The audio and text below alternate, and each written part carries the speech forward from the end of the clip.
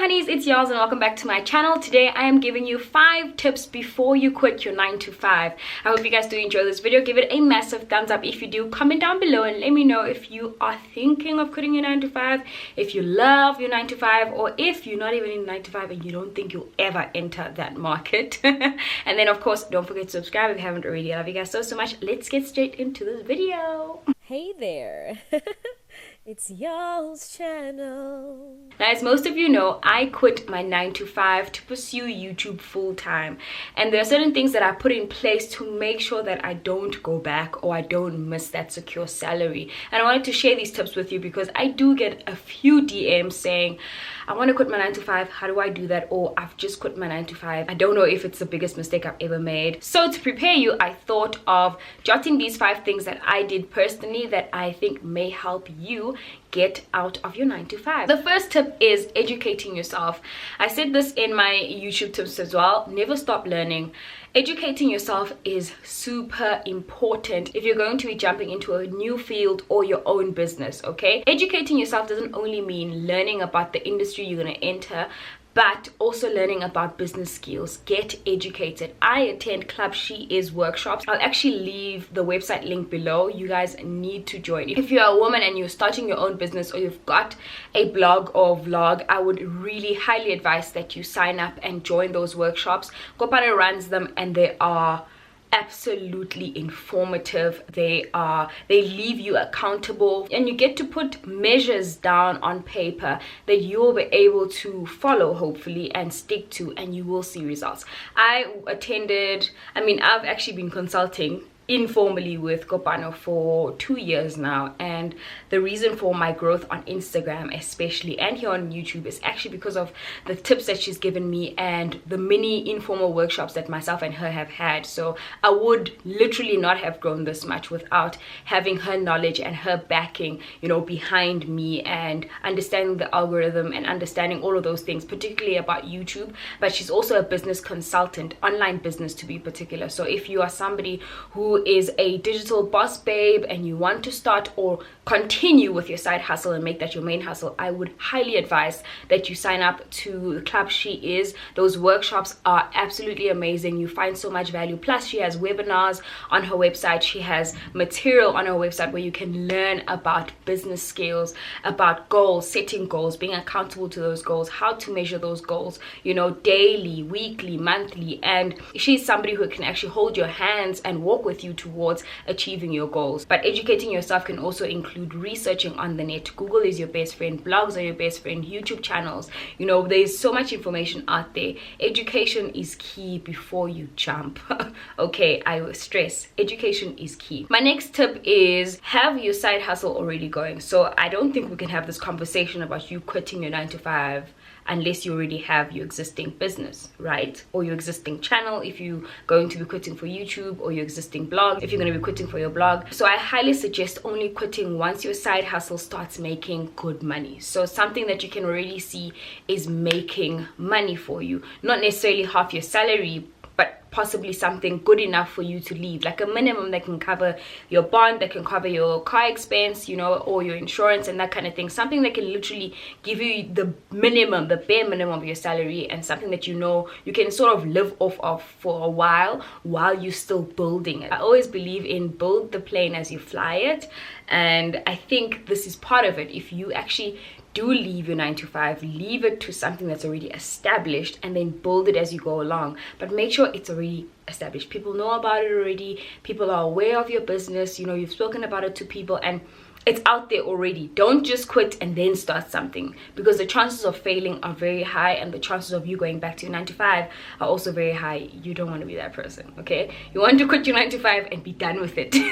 So have your establishment there already, please. Disclaimer, this is only if your side hustle does not conflict with your 9 to 5. If you've signed a contract that says you cannot practice what you're already practicing in your firm alongside your firm or simultaneously honestly, then please don't be doing things that are illegal. Now let's talk about the shmoney. So not all businesses require capital, as myself and my husband mentioned, but I would advise saving at least 9 to 12 months salary before you quit. Okay, the reality is there is money to be made out there, but not all of us get to make our first big check a month after we quit.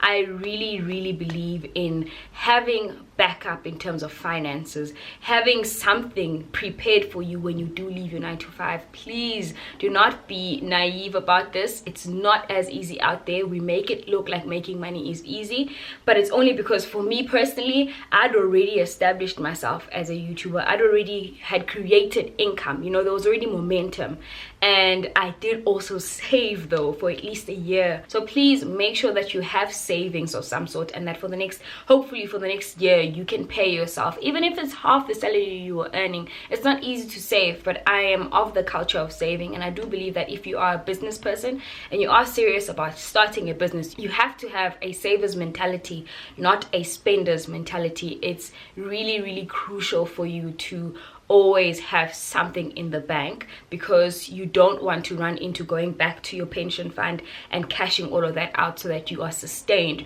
for the first year of your business. That is highly unadvisable. Please do not do that. If possible, keep your medical aid, keep your pension fund going, have something that still gives you a similar lifestyle, even though you're making certain sacrifices, like, you know, luxury things that you don't need. Okay, on the savings tip, please don't be that person who wants to jump out of their 9 to 5 into their own thing with a loan. We are trying to reduce this loan generation situation that we have in South Africa. Please do not go and get a loan. I am a non-believer in major debt besides a mortgage and things that are really serious, like your car and that kind of thing. But a business loan, if you can avoid it, please try and avoid it. If anything, if you do get a business loan, make sure that it's you advancing even further, like expanding your business to a different country or different provinces. Make sure that it's only an advancement to your business, not something to actually start your business, because the chances of you actually paying that loan off are also minimal when that's all you're working with in terms of cash. Tip number 4 is have a plan B and a plan C. Okay, multiple streams of income are key for any side hustler or any main hustler. So I've mentioned how many different ways I earn my income, and I think it's really important for anyone that is venturing into their own business to have things in their business that can give them a byproduct that can make money. So for instance, my husband is an architect, so besides plans that he makes, he gets projects where he can project manage those projects or supply certain construction material or bring in certain people who can do that. And in that way, he's creating multiple streams and not this one way of just doing plans for people and making that the only thing that brings in money. That way you give yourself options. You know, business has got cycles, it's got seasons. Some things are not doing well at a certain season, some things are peaking. But if you've got multiple streams of income, you're making sure that throughout the year you are getting an income. My last tip is for you to leverage on your network. Again, something myself and my husband mentioned in our previous video about starting a business with zero capital.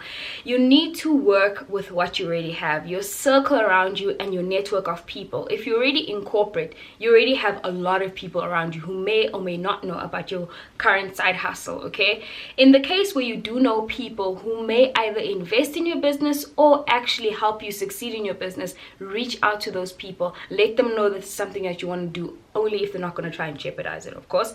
So mention the fact that this is something that you want to do. How can they support you? What ideas do they have? I always try and leverage on my circle. I mean, somebody I keep mentioning over and over here on my channel is Kopano. She's a friend of mine, but she's also very much a business mentor of mine. You know, somebody I really look up to and somebody who helps me master and optimize my YouTube and my social media. So that for me is me utilizing my current network. I also have people I look up to, like Aisha from My Fro and I here on YouTube. People I can always call up. She's actually somebody who I asked about rate cards initially when I didn't know anything.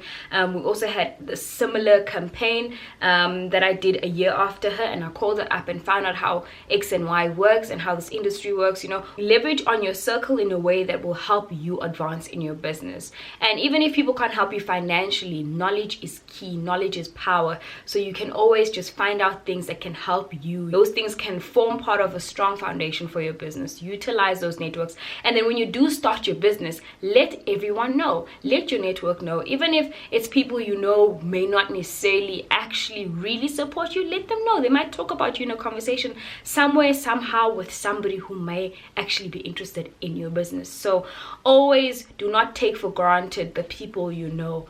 Always, word of mouth is one powerful and free tool that actually has been proven to work in a lot of businesses. So yeah, also talking about your network, your social media is key for a lot of businesses. Your Facebook friends, let people know about your business. Let them know that this is something that exists, so that they can start talking about it, and then when they see it on that billboard, hey, they know it, and they can keep supporting you. And for those who are supporting you already, will continue to support you. So yeah, those are my tips for you before you quit your 9 to 5. Thank you guys so much for watching. I hope you did enjoy this video. Comment down below and let me know if you are in a 9 to 5 and if you are planning to get out. And if you're not, let me know where you are. Are you a student? Do you ever see yourself in a 9 to 5 kind of vibes? And yeah, don't forget to subscribe if you haven't already. I love you guys so much. Bye.